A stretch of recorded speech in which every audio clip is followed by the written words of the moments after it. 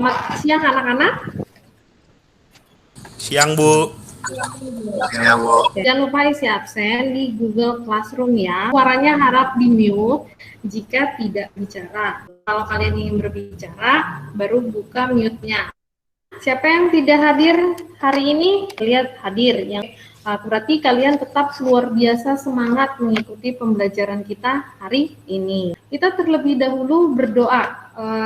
Regita boleh pimpin doanya? Iya Bu, boleh Bu. Mari teman-teman kita bersatu dalam doa dalam nama Bapa dan Putra dan Roh Kudus. Amin. Terima kasih Regita sudah memimpin teman-temannya berdoa. Kita harus tetap semangat ya, meskipun keadaan lingkungan kita itu lagi tidak baik ya kan. Kita harus tetap bersyukur kepada Tuhan Yang Maha Esa karena kita masih diberikan kesehatan, umur panjang, juga orang tua kita masih diberikan rezeki ya kan. Sehingga masih mampu bekerja di masa yang seperti ini. Jadi kita harus tetap bersyukur kepada Tuhan Yang Maha Esa. Jangan lupa juga patuhi protokol kesehatan. Sebelum kita mulai, ya kita menyanyikan dulu lagu Garuda Pancasila dengan sikap yang sempurna. Semua.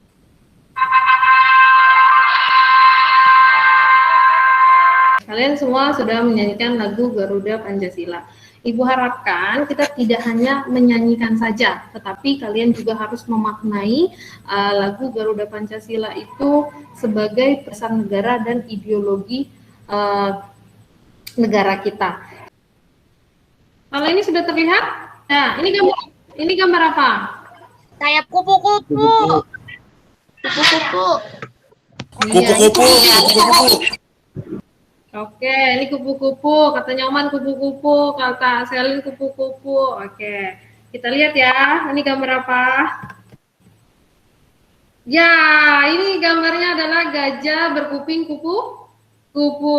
Kita masuk ke dalam pembelajaran kita hari ini. Pembelajaran kita hari ini adalah konsep ilmu ekonomi. Kompetensi dasarnya itu adalah mendeskripsikan konsep ilmu ekonomi.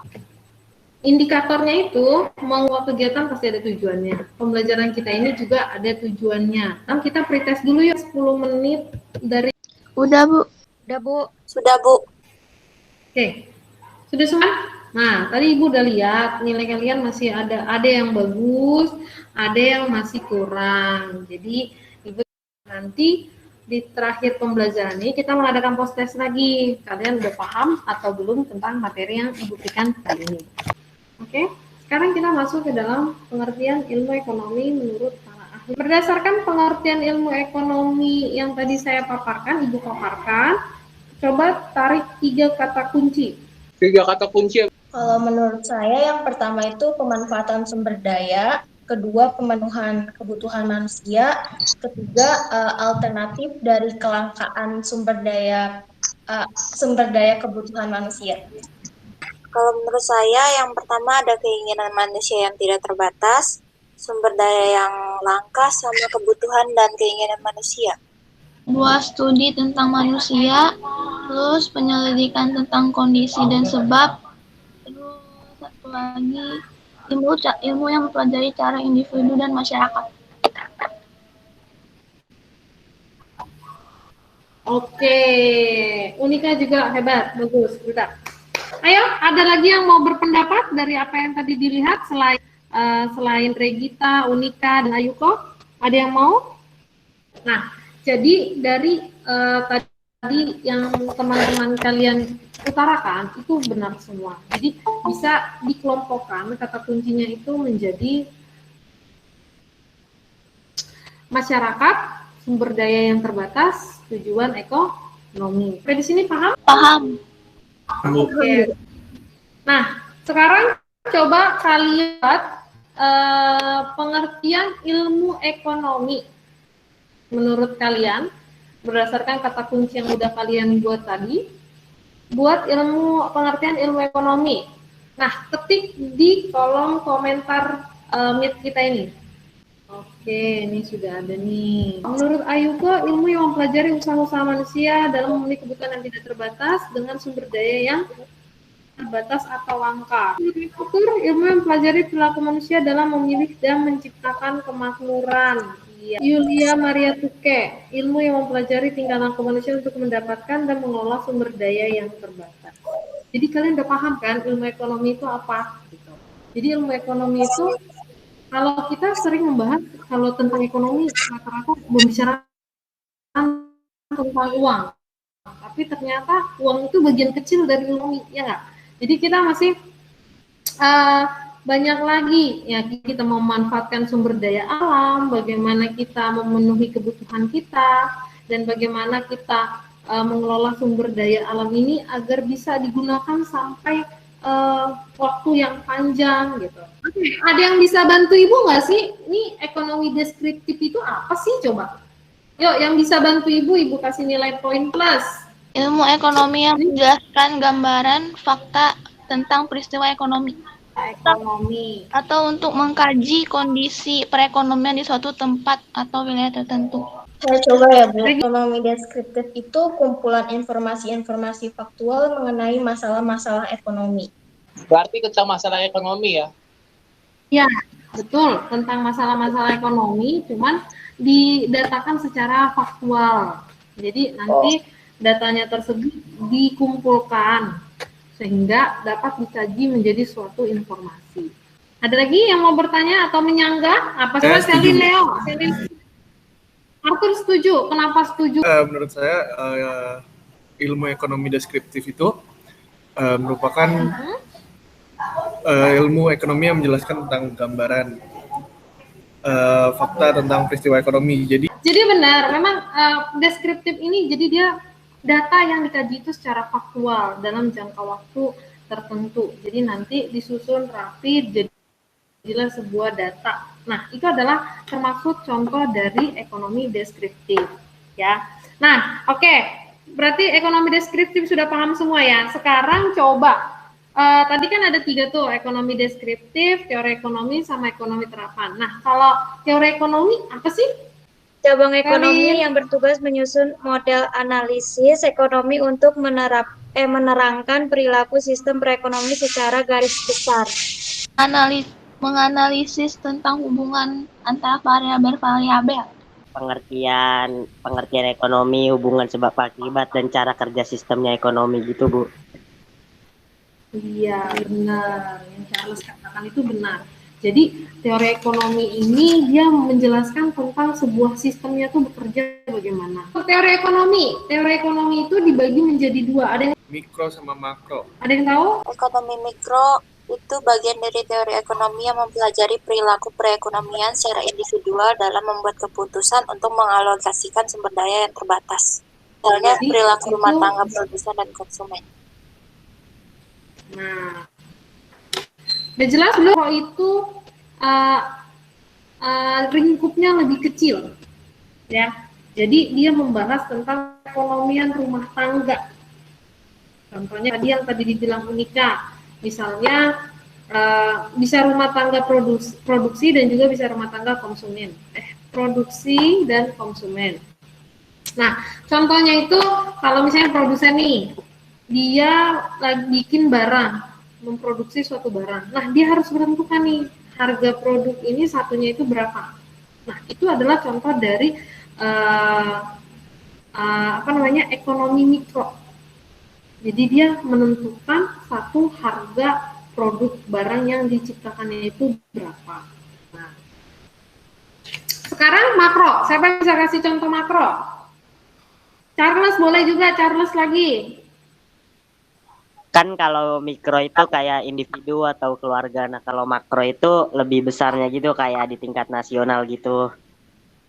Lebih dari ekonomi makro tuh kayak pertumbuhan inflasi, deflasi, ya kayak gitu-gitu, kayak pendapatan nasional. Ya, itu benar sekali. Nah, kalian udah tahu kan? Jadi mikro sama makro itu sangat berbeda. Kalau mikro dia membahas tentang hal-hal yang lebih kecil. Contohnya tadi rumah tangga konsumen atau rumah tangga produsen. Nah, dia mencari alternatif bagaimana bisa memenuhi kebutuhan dengan sumber dayanya tuh yang terbatas. Jadi dia dapat mencari poin-poin penting yang harus dilakukan gitu untuk biar tidak terjadi yang namanya kelangkaan. Sedangkan yang tadi apa? Makro itu ruang lingkupnya lebih luas, jadi dia membahas tentang pendapatan nasional, inflasi, pertumbuhan penduduk, dan sebagainya. Sampai di sini ngerti? Ada yang tahu cabang ilmu ekonomi apa aja? Moneter, publik, industri, internasional, regional, sumber daya alam, sumber daya manusia, syariah. Sekarang siapa yang bisa menjelaskan satu-satu? Ilmu ekonomi moneter itu membahas ilmu tentang uang, perbankan, dan lembaga keuangan lainnya. Sekarang kita masuk ke cabang ilmu ekonomi publik. Sebuah cabang ilmu ekonomi yang melakukan pengkajian berbagai macam. Kalau dari saya sendiri itu ilmu ekonomi publik itu isinya tentang kebijakan pemerintah sama tentang kebijakan pemerintah dalam hal perekonomian gitu. Ekonomi syariah, ya. Ilmu ekonomi syariah yang sesuai dengan syariat Islam. Ilmu ekonomi syariah itu ya yang sesuai dengan aturan-aturan ekonomi Islam gitu. Ilmu yang mempelajari kebutuhan manusia berdasarkan syariat atau ketuhanan. Berarti kita bisa simpulkan bagaimana?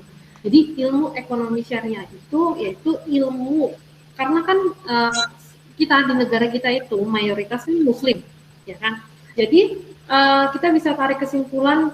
Bukan tarik kesimpulan. Jadi ilmu ekonomi syariah ini adalah ilmu ekonomi yang berbasis agama atau berbasis Islam. Jadi dia itu kegiatan dalam ilmu ekonomi ini seperti bagi hasil, menjauhi riba, dan juga zakat. Sekarang kita membagi kelompok. Ya, sudah Ibu buat chat grup per satu kelompok. Semua sudah ada di dalam kelompok kan? Grup kelompoknya. Nanti di sana ada tersedia. Oke, Bu. Waktunya Ibu kasih 10 menit ya.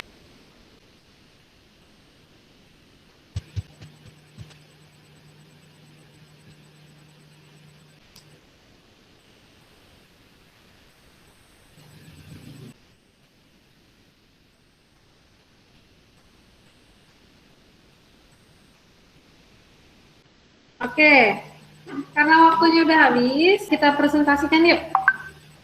Ya, kita mulai dari kelompok 1. Pendidikan calon tenaga kerja. Oke, bagus. Untuk kelompok 2, bagaimana? Setelah kita berunding cukup lama, Bu, kami menghasilkan jawaban ini. Beri tepuk tangan untuk kalian semua. Jadi masalah yang ada di dalam artikel itu yang pertama adalah meningkatnya pengangguran, lalu meningkatnya angka kemiskinan. Setelah itu tenaga kerja di Indonesia dominasi lulusan SMP. Nah, tunjuk tangan siapa yang mau membantu Ibu menarik kesimpulan tentang konsep ilmu ekonomi. Ekonomi itu bisa mendorong berkembangnya dalam berbagai sektor. Banyak cabang gitu. Ilmu ekonomi itu sangat berpengaruh dalam banyak bidang. Kalau dari saya, menurut saya ilmu ekonomi itu membantu manusia banget, mulai dari mencari cara memenuhi kebutuhan, membuat rencana keuangan, terus membuat keputusan yang rasional dalam masalah keuangan, kenegaraan, dan sekaligus membantu mencarikan alternatif alat pemuas kebutuhan hidup manusia. Kita dapat memanfaatkan teori-teori ekonomi untuk menciptakan alat pemuas kebutuhan, sehingga sumber daya yang kita gunakan itu menjadi lebih efektif dan efisien dalam penggunaannya. Minggu berikutnya, kita akan membahas tentang prinsip dan motif ekonomi. Nah, Ibu harapkan baca terlebih dahulu, sehingga pada saat pembelajaran yang berikutnya, kalian sudah paham tentang prinsip dan motif ekonomi, sehingga kita tidak hanya diam aja tapi saling berdiskusi.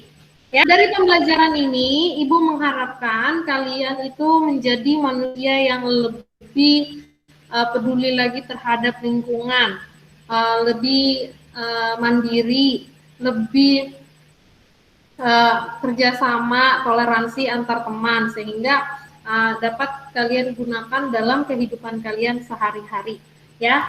Nah, sebelum kita tutup pembelajaran kita hari ini, kita tutup dengan berdoa. Mungkin boleh Alvin memimpin doa untuk penutup. Oke, mari kawan-kawan kita bersatu dalam doa. Ya Tuhan, terima kasih atas rahmat-Mu pada hari ini, kami bisa berkumpul bersama. Amin. Sudah ya? Oke. Terima kasih Alvin sudah memimpin